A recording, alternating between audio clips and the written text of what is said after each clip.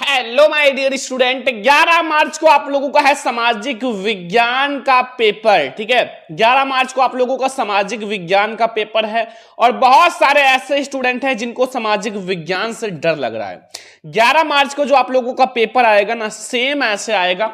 ये बहुत ज्यादा वायरल पेपर है। यूपी बोर्ड के जितने भी स्टूडेंट हैं सामाजिक विज्ञान का पेपर देने वाले हैं, तो ये बहुत ज्यादा वायरल पेपर है। ठीक है, ये वीडियो बहुत ध्यान से देखना। आपकी यूपी बोर्ड में जो 11 मार्च को सामाजिक विज्ञान का पेपर है ना माय डियर स्टूडेंट, सारा क्वेश्चन यहीं से फंसेगा। पेपर में धुआं धुआं उड़ा दोगे, एक भी नंबर नहीं छोड़ के आओगे। मैं आप लोगों को मानचित्र भी भरना सिखाऊंगा। ठीक है, इसी वीडियो में मैं आपको मानचित्र भी भरना सिखाऊंगा। बोर्ड एग्जाम की कॉपी भी मेरे पास है, सारा सॉल्यूशन हम लोग बोर्ड एग्जाम की कॉपी में समझेंगे। बस आप लोग वीडियो को बहुत ध्यान से देखना, लास्ट तक देखना, एक एक क्वेश्चन को बहुत ध्यान से समझना। ठीक है, 2025 यूपी बोर्ड आपका 11 मार्च को पेपर है सामाजिक विज्ञान का, तो एक एक क्वेश्चन को बहुत ध्यान से समझना।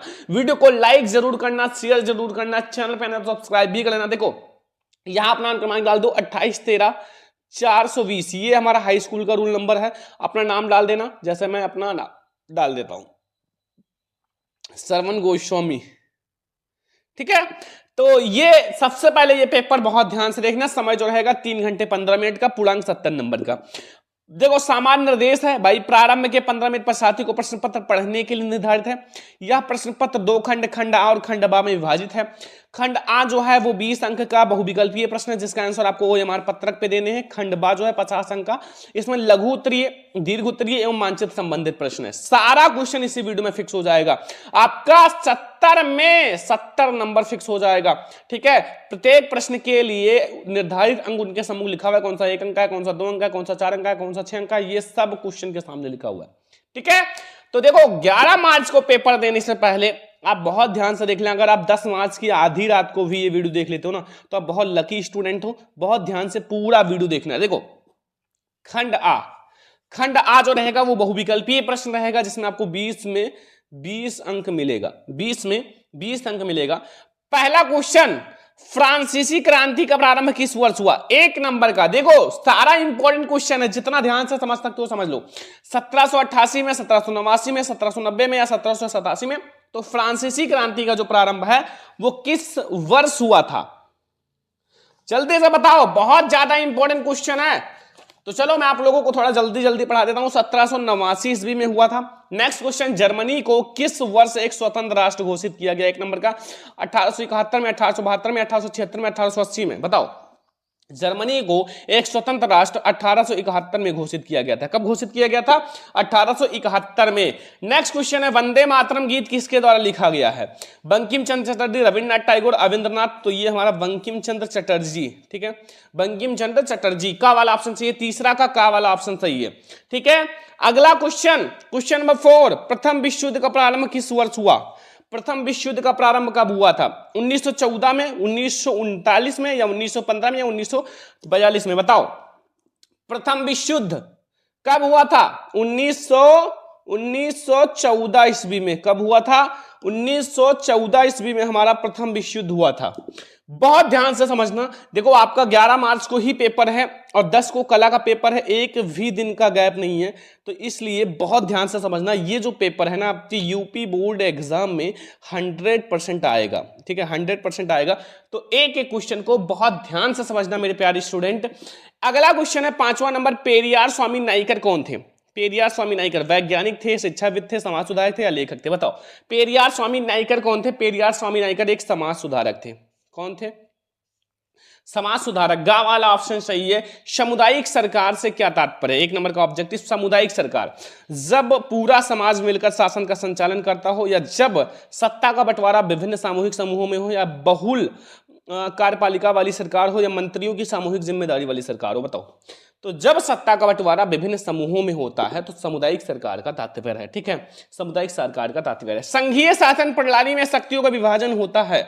कैसे होता है? केंद्र एवं राज्य के मध्य, एक राज्य और अन्य राज्यों के मध्य, या व्यवस्थापिका और कार्यपालिका में, या फिर हमारा व्यवस्थापिका या न्यायपालिका के मध्य।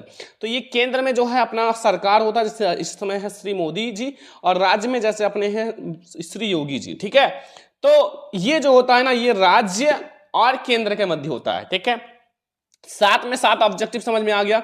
छाप कर आओगे ना, छाप कर आना, ठीक है, आपका 11 मार्च को पेपर है सामाजिक विज्ञान का। एक एक क्वेश्चन बोर्ड एग्जाम में छाप देना, एक भी नंबर आपको छोड़कर नहीं आना है। भारत में यहां औरतों के लिए आरक्षण की व्यवस्था है, लोकसभा में, विधानसभा में, मंत्रिमंडल में, पंचायती राज संस्थाओं में। तो यहां जो औरतों के लिए आरक्षण की व्यवस्था है वो पंचायती राज संस्थाओं में है, पंचायती राज संस्थाओं में।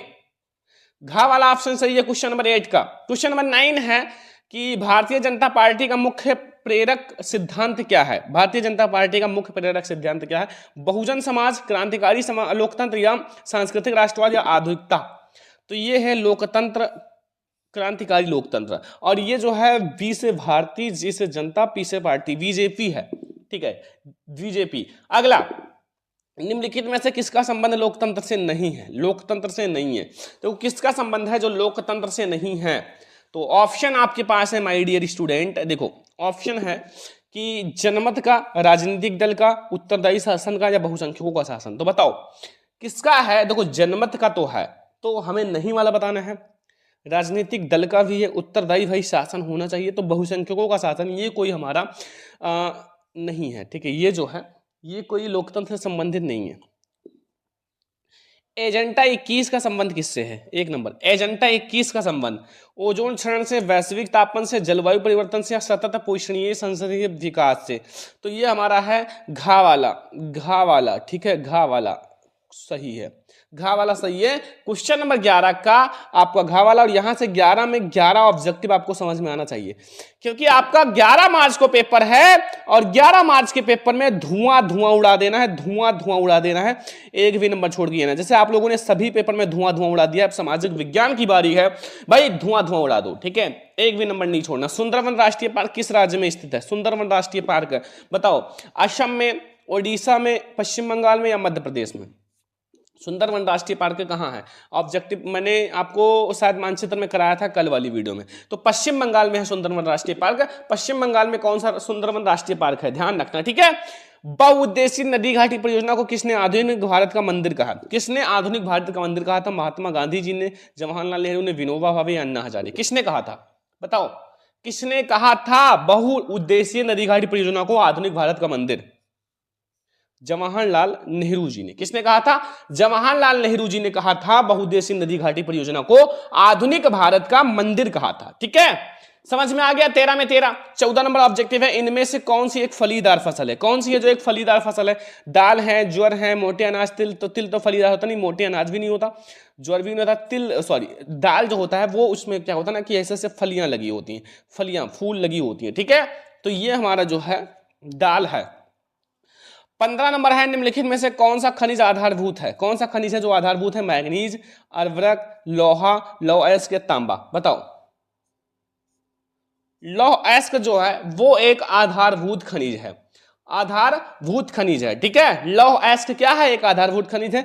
16 नंबर है, सामान्यतः किसी देश का विकास निम्नलिखित पर आधारित है? बताओ, किया जा सकता है मतलब निर्धारित किया जा सकता है। प्रति व्यक्ति आय, औसत साक्षरता स्तर या लोगों की स्वास्थ्य स्थिति या इनमें से सभी? बताओ। देखो अगर आप निकालना चाहते हो कि विकास, तो देखो आपका प्रति व्यक्ति आय पता होना चाहिए, औसत साक्षरता दर भी पता होना चाहिए, लोगों की स्थिति भी पता, सभी चीज पता होगा, तभी आप विकास निकाल पाओगे। कौन सा इंसान कितना विकास करता है, कैसा है, सब कुछ, ठीक है। ये सारा क्वेश्चन आप इतना ध्यान से तैयार करो कि ये 11 मार्च को छपेगा और एक एक क्वेश्चन को आप बहुत ध्यान से समझो। 17 नंबर क्वेश्चन, 1 नंबर का, सार्वजनिक और निजी क्षेत्र के आधार पर विभाजित है। रोजगार की शर्तें, आर्थिक गतिविधि के स्वभाव, उद्गमों के स्वामित्व या उद्गम में नियोजित श्रमिकों की संख्या। तो बताओ इसमें जो है हमारा ये भी नहीं है, ये भी नहीं, ये है उद्गम का स्वामित्व, उद्गमों का स्वामित्व सही है, ठीक है, उद्गमों का स्वामित्व। भारत में करेंसी नोट जारी करता है, 1 नंबर का, भारत में करेंसी नोट कौन जारी करता है? वित्त मंत्रालय, भारतीय स्टेट बैंक, भारत सरकार, भारतीय रिजर्व बैंक? कौन जारी करता है? भारत में करेंसी नोट भारतीय रिजर्व बैंक जारी करता है। कौन जारी करता है? भारतीय रिजर्व बैंक, ठीक है, भारतीय रिजर्व बैंक जारी करता है। 19 नंबर है, विश्व के देश में बहुराष्ट्रीय कंपनी द्वारा निवेश का सबसे अधिक सामान्य मार्ग है? नए कारखाने की स्थापना, स्थानीय कंपनियों को खरीद लेना, स्थानीय कंपनियों से साझेदारी करना, उपयुक्त में से कोई नहीं? बताओ कौन सा है? स्थानीय कंपनियों से साझेदारी करना। क्या है? स्थानीय कंपनियों से साझेदारी करना। ठीक है। 20वां ऑब्जेक्टिव है, भारत में उपभोक्ता संरक्षण अधिनियम कब पारित हुआ? भारत में उपभोक्ता संरक्षण अधिनियम कब पारित हुआ? 1984 में, 1985 में, 1986 में, 1987 में। तो 1986 में पारित हुआ। ठीक है। तो यहां से 20 में 20 ऑब्जेक्टिव आप लोगों का क्लियर हो गया। ठीक है। जो आपका 11 मार्च को यूपी बोर्ड एग्जाम में पेपर है सामाजिक विज्ञान का, यही छपेगा, 100% यही छपेगा, 100% छपेगा। बस जितना बता रहे हो उतना पढ़ लो, तैयार कर लो, और जितना बता रहे हैं वो सारा बोर्ड एग्जाम में आएगा। तो ये ऑब्जेक्टिव में तो आपको कोई दिक्कत नहीं ना, 100% आप सॉल्व कर लोगे, यही आपके बोर्ड एग्जाम में आएगा। बस तैयार कर लो, जितना मैंने बताया वो सारा तैयार कर लो, गारंटी है यार सब कुछ आएगा। ठीक है, समझ में आ गया ना? तो अब हम लोग देखते हैं जो आपका खंड बा है, खंड बा जो कि वर्णनात्मक प्रश्न है, जो आपको बोर्ड एग्जाम की कॉपी में लिखना है। तो खंड बा में मैं आपको जितना भी क्वेश्चन बताऊंगा ना वो यूपी बोर्ड एग्जाम में छपेगा। देखो आपको सेम ऐसे बोर्ड एग्जाम में कॉपी दी जाएगी, ध्यान से समझ लो। ठीक है, सेम ऐसे दी जाएगी। एक तरफ आप भैया प्यारी प्यारी 2 लाइन खींच लेना। ठीक है, बढ़िया से 2 लाइन ऐसे खींच लेना। देखो देखो मैं आपको सामाजिक विज्ञान में टॉपर बनाना चाहता हूं। एक भी नंबर ऐसा ना हो कि आपको ना समझ में आए। ठीक है, हर एक क्वेश्चन आपको करके आना है। तो ये अंडरलाइन कर लेना बढ़िया से। ठीक है, स्केल से। और फिर आपका खंडवा है तो खंडवा डाल देना, खंडवा है तो यहां आप डाल देना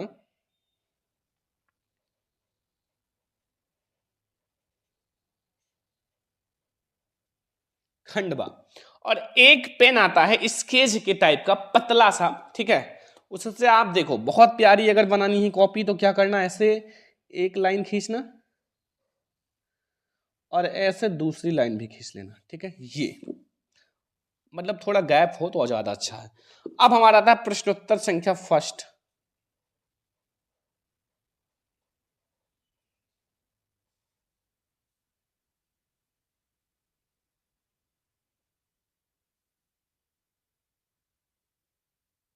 प्रश्नोत्तर संख्या फर्स्ट, जैसे मैं आपको बता रहा हूं कैसे बोल रहे हैं। देखो सबसे पहले तो आपका एक लाइन रहेगा,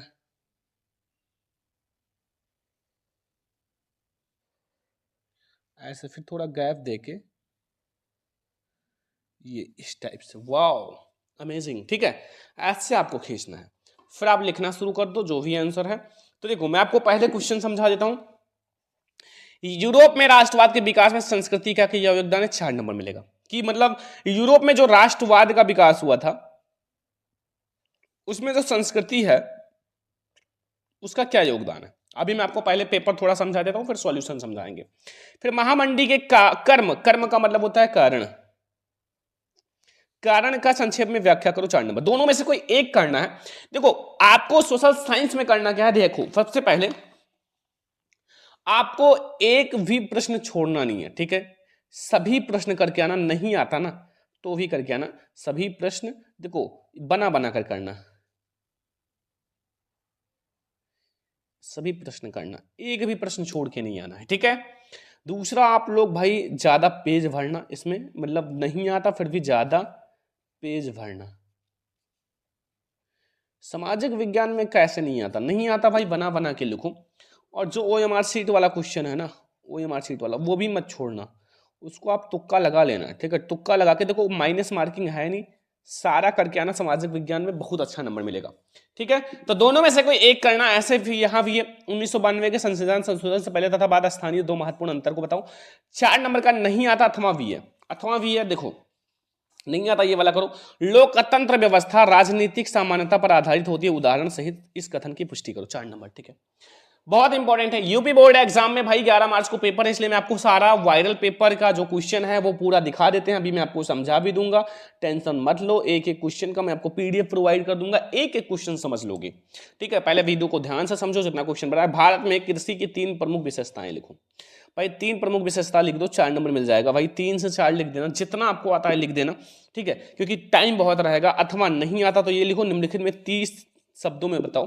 पहला, लौह और अलोह खनिज क्या होता है, लौह और अलोह खनिज, और परंपरागत और गैर परंपरागत संसाधन क्या होता है। देखो आपको 2 नंबर तो इसका मिल जाएगा, 2 नंबर इसका मिल जाएगा। इन दोनों पे आप थोड़ा सा एक एक पेज लिखना, ठीक है, एक पेज में आप इसको बात कर लेना, एक पेज में इसमें आपको मिल जाएगा नंबर। तो ये जितना क्वेश्चन बता रहे हैं बिल्कुल दिमाग में फिट कर लो, ठीक है। अभी मानचित्र वाला जो क्वेश्चन है वो तो चुटकियों में भरना सीख जाओगे। मैंने ऑलरेडी एक मानचित्र वाला क्वेश्चन कराया था, मतलब अगर नहीं देखा हो तो देख लेना, बहुत अच्छे से उसमें समझाया था, ठीक है। आर्थिक क्रियाओं से आप क्या समझते हो, और आर्थिक क्रियाओं के प्रमुख वर्णन करो। देखो आर्थिक क्रियाएं तीन होती हैं, एक प्राथमिक होता है, प्राथमिक आर्थिक क्रियाएं, एक द्वितीयक आर्थिक क्रियाएं, एक तृतीयक आर्थिक क्रियाएं। तीनों समझ लो भाई, प्राथमिक द्वितीयक तृतीयक तीनों जाओ बुक में देखो, पीडीएफ दे दूंगा देख लेना। नहीं आता तो अथवा भी है। भारतीय रिजर्व बैंक अन्य बैंकों की गतिविधि पर किस तरह नजर रखता है, क्या जरूरी है, क्यों। तो ये भी आपको 4 नंबर मिलेगा, दोनों में से कोई एक करना है भाई, 4 नंबर आपको मिल जाएगा, चाहे आप आर्थिक क्रियाओं को करो या भारतीय रिजर्व बैंक वाला करो, कोई एक तो आपको बोर्ड एग्जाम में करना है। तो ये 4 नंबर के आपके माय डियर स्टूडेंट 8 क्वेश्चन रहता है, लेकिन करना 4 ही है, 16 मार्क्स आपका हो जाएगा। 4 नंबर के आपके भाई 16 नंबर फिक्स हो जाएंगे, 16 नंबर, ठीक है। 16 नंबर आपको 4 नंबर वाला दे देगा, 20 नंबर आपको ऑब्जेक्टिव दे देगा, तो 20 और 16 36 नंबर आपका पक्का हो गया। अब 6 नंबर वाला आ जाओ, फ्रांसीसी क्रांति के 3 प्रमुख कारणों का वर्णन करो। फ्रांसीसी क्रांति के भाई प्रमुख कारण का वर्णन करो, 3 से 4 जो भी जानते हो वो वर्णन करना है, 6 नंबर मिलेगा, 6 नंबर। अब कहोगे सर मुझे नहीं आता फ्रांसीसी क्रांति, तो ये 8वां भी है। देखो इसमें क्या पूछ रहा है, अंतरराष्ट्रीय आर्थिक विनिमयों में जो 3 तरह की गतिविधियों या प्रवाहों की व्याख्या करें। 3 प्रकार की गतियों के भारत और भारतीय से संबंधित एक एक उदाहरण दें और उसके बारे में संक्षेप में वर्णन करो, 6 नंबर का। अब भाई अगर आपको फ्रांसीसी क्रांति नहीं आता तो ये 3 लिख दो। फ्रांसीसी देखो नहीं आता फिर भी बना देना, जैसे फ्रांसीसी क्रांति में बहुत सारे कारण हैं, ठीक है। दयनीय स्थिति थी आम जनता की, और जो है मतलब एक जो अज्ञानी सरकार था, जो कि बिल्कुल खराब सरकार था, ऐसे बहुत सारे कारण बना सकते हो, ठीक है। अगला है 6वां, बताइए कि भारत की किस तरह अभी भी जातिगत असमानताएं। देखो जातिगत असमानताएं हैं, अभी भी जाति जाति पर लड़ाई होता है, जबकि सबको मिलकर एक साथ रहना चाहिए, लेकिन फिर भी होता है। तो इस पर लिखो भाई 6 नंबर। अथवा लोकतंत्र किस तरह उत्तरदायी जिम्मेवार वैध सरकार का गठन करता है, बहुत आसान है भाई, अच्छा ही सरकार का गठन करना पड़ेगा। ऐसे थोड़ी है कि सड़क से कोई जा रहा है आदमी और उसको उठा के सरकार बना दो, ठीक है। तो वो भाई कार्य भी तो अच्छा करना चाहिए, तो ये भी आप दोनों में से कोई एक करना है। एंड भारत की मुख्य फसलों का वर्णन करो भाई, धान गेहूं मक्का सबका वर्णन कर दो यार, भारत की बहुत सारी फसलें हैं, अथवा गन्ना भी है। अथवा परिवहन व संचार के साधन किसी देश की जीवन रेखा क्यों अर्थव्यवस्था क्यों करते हैं, ये भी 6 नंबर का। तो दोनों में से कोई एक करो भाई, मुख्य फसल का वर्णन करो या फिर आप परिवहन जो है या संचार के साधन, इसके बारे में बताओ, ठीक है। तो दोनों में से कोई एक करना है, 6 नंबर का क्वेश्चन है माय डियर स्टूडेंट, 6 नंबर के 4 क्वेश्चन रहेंगे, यहाँ एक और है, दोनों में से कोई एक करना है। देखो भारत की विदेशी व्यापार की 3 विशेषताओं का वर्णन करो। भारत में जो विदेशी व्यापार है उनकी 3 विशेषताओं का वर्णन करो। अथवा नहीं आता, बहुउद्देशीय नदी घाटी परियोजना, सॉरी बहुराष्ट्रीय कंपनी विभिन्न देशों की उत्पादन प्रक्रिया को एक दूसरे से जोड़ती है, क्यों। और अभी मैंने एक नाम लिया है बहुउद्देशीय नदी घाटी परियोजना, वो तो इतना ज्यादा इंपॉर्टेंट है कि आपके बोर्ड एग्जाम में आएगा, मैं लिखित दे रहा हूं, ठीक है। बहुउद्देशीय नदी घाटी परियोजना, ये जल्दी से तैयार कर लो, जल्दी से तैयार कर लो, जितना मैं बता रहा हूं वो तैयार कर लो, इसी वीडियो में मैं आपको सब कुछ फिक्स करा दूंगा, ये भी तैयार कर लो, बहुउद्देशीय नदी घाटी परियोजना। और एक और क्वेश्चन है, जर्मनी और इटली का एकीकरण में से एक जरूर आएगा, चाहे आप जर्मनी का एकीकरण या इटली का एकीकरण, एक जरूर आएगा एकीकरण, तो आप इसको भी जल्दी से जाओ देख लो, ठीक है। जितनी चीजें हैं इसी वीडियो में मैं आपका फिक्स करा दूंगा, आपको कोई भी चीज का टेंशन लेने की जरूरत नहीं है, मैं आपको हर एक चीज पढ़ाऊंगा। मानचित्र भरना कितने बच्चों को नहीं आता, आ जाओ मैं आपको सिखाता हूं। देखो निम्नलिखित स्थानों को भारत के रेखा चित्र चिन्ह द्वारा नाम सहित आपको आधा नंबर नाम का मिल जाएगा, आधा नंबर सही भरने पर मिल जाएगा, 1 नंबर का आपका एक क्वेश्चन रहेगा मानचित्र वाला, मानचित्र वाला, ठीक है। अब आ जाओ हम लोग क्वेश्चन को समझते हैं। पहला, वह स्थान जहां जलियांवाला बाग हत्याकांड हुआ, सबसे पहले आप लिख दोगे अमृतसर, भाई अमृतसर में हुआ था। पहले हम लोग नाम लिख लेते हैं फिर मानचित्र में भरना सीखते हैं। अमृतसर, हमारे पास 2 मानचित्र है, दोनों में मैं आपको समझाऊंगा, टेंशन मत लो। अमृतसर या फिर कहो तो साथ में भरना सिखा देते हैं। देखो यहां मैं आपको एक एक भर देता हूं, एक एक करता हूं। देखो ये जो है पंजाब का एरिया है और यही होता है अमृतसर, ठीक है। अमृतसर जो है वो पंजाब में है, पंजाब में। ठीक है, तो ये हो गया 9 का का, 9 का एक नंबर अब क्लियर हो गया। ठीक है, अगला क्वेश्चन देखें। अगला, वह स्थान जहां असहयोग आंदोलन वापस लिया गया, वह स्थान जहां असहयोग आंदोलन वापस लिया गया, चौरी चौरा यूपी, चौरी चौरा ये भी यूपी में है, उत्तर प्रदेश में। तो अगर हम इसको मिला लें ऐसे, ठीक है, तो ये यूपी है ना, ये वाला यूपी का क्षेत्र है, तो यही कहीं आप डॉट चिन्ह ले लो। और ये 9 का खा है ना, 9 का खा, मैंने कहा है ना कि पहले आप राज्य दर्शाना सीखो। कल की वीडियो में मैंने यही बताया था, ये है जम्मू कश्मीर, आपका पंजाब, ऐसे ऐसे राजस्थान, गुजरात। ठीक है, तो ऐसा से मैंने बताया था, अगर आपने नहीं देखा है भाई देखो। चौरी चौरा ये है, चौरी चौरा,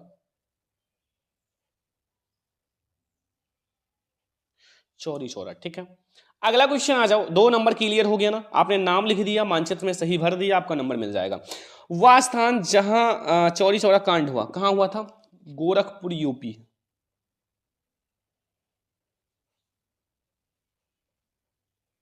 अब भाई यूपी में कहीं भी गोरखपुर दर्शा दो, पूरा यूपी का ये वाला क्षेत्र यूपी का ही है, ये वाला क्षेत्र यूपी का ही है, तो यही दर्शा दो, गोरखपुर। 9 का गा है।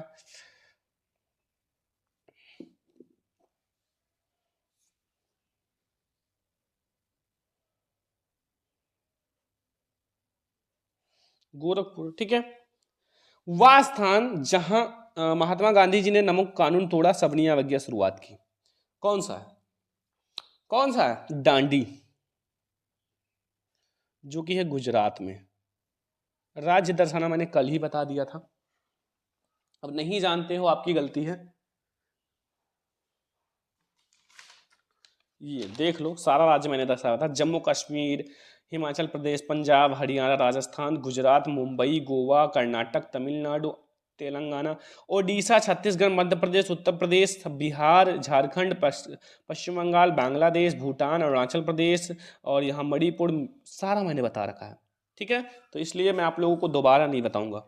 ठीक है, नहीं देखा हो वीडियो देख लो। तो ये वाला है डांडी, और ये है पूरा गुजरात का एरिया, तो डांडी आप यहीं कहीं दर्शा दो। 9 का घा है, डांडी। लास्ट में है भाई वह स्थान जहां कर मुक्ति अभियान से संबंधित है, ये भी बारडोली है,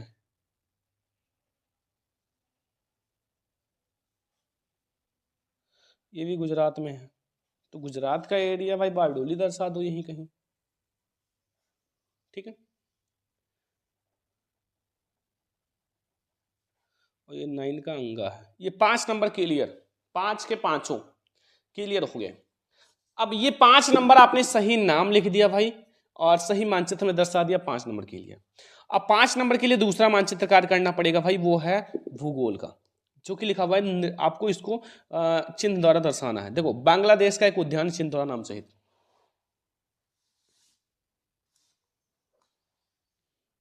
तो बांग्लादेश का जो एक उद्यान है चिन्ह द्वारा, वो है सुंदरवन, सॉरी वो पश्चिम बंगाल, पश्चिम बंगाल का एक बताना है।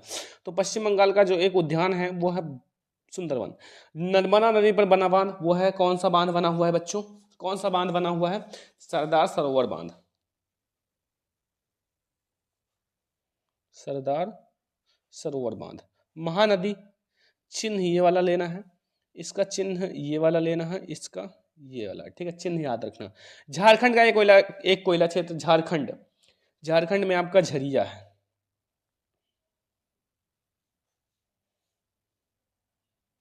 भारत में गेहूं उत्पादक, उत्तर प्रदेश। सभी को दर्शा लेते हैं, सभी को दर्शा लेते हैं, टेंशन मत लो। नया मानचित्र में हम लोग सभी को दर्शाएंगे। देखो, पश्चिम बंगाल, पश्चिम बंगाल ये है, बांग्लादेश के बगल ये पश्चिम बंगाल है, ऐसा चिन्ह ले लो। और ये 10 का फर्स्ट है सुंदरवन, सुंदरवन। ठीक है, और नर्मदा नदी पर बना हुआ सरदार सरोवर बांध, सरदार सरोवर बांध जो है वो है हमारा गुजरात में। तो ये है 9 का सेकंड, 10 का सेकंड, सरदार सरोवर बांध। 2 नंबर पक्का। महानदी, महानदी जो है माय डियर स्टूडेंट वो इसी पश्चिम बंगाल के इधर आपका 10 का तीसरा जो है वो ऐसा चिन्ह द्वारा महानदी है, महानदी है। झारखंड, झारखंड भाई झारखंडी कहाँ है? झारखंडी भैया ऐसे आप ये वाला मिला लोगे तो ज्यादा आसान लगेगा। तो ये बिहार है, बिहार का यहाँ झारखंड है, ये झारखंड है और 10 का 4 है झरिया। झारखंड का एक कोयला क्षेत्र झरिया। 4 question 4 number. गेहूं उत्पादक राज्य उत्तर प्रदेश और ये उत्तर प्रदेश है और यहाँ वैसे भाई 10 का 5 नंबर है उत्तर प्रदेश। बस ये भी मैंने आपको दर्शाना और यही आएगा 11 मार्च यूपी बोर्ड एग्जाम पेपर में। बस जितना बताएं उतना समझ में आना चाहिए। इस वीडियो को इतना ज्यादा लाइक करना, इतना ज्यादा शेयर करना था कि यूपी के हर बच्चे देख सकें इस वीडियो को। और इस वीडियो में जितना क्वेश्चन बताया वो सारा आएगा। मैं पीडीएफ अपने टेलीग्राम चैनल पे दे दूंगा, जाके देख लो। सरमन लेक्चर ऑफिशियल हमारा टेलीग्राम है, ठीक है। तो चलो इस वीडियो को लाइक शेयर सब्सक्राइब कर देना। हम लोग मिलेंगे नेक्स्ट इंपॉर्टेंट वीडियो में, तब तक के लिए जय हिंद।